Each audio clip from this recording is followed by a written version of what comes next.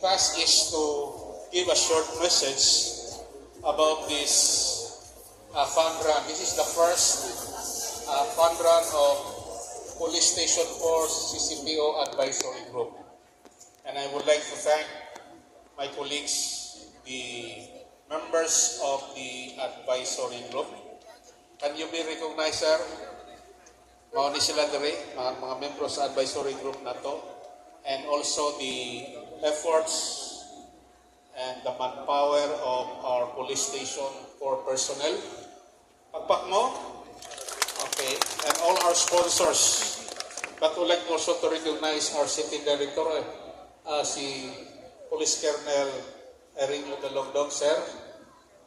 Si Police Colonel also ang atong regional chief Kado, Police Colonel Lingbawan, sir. And all other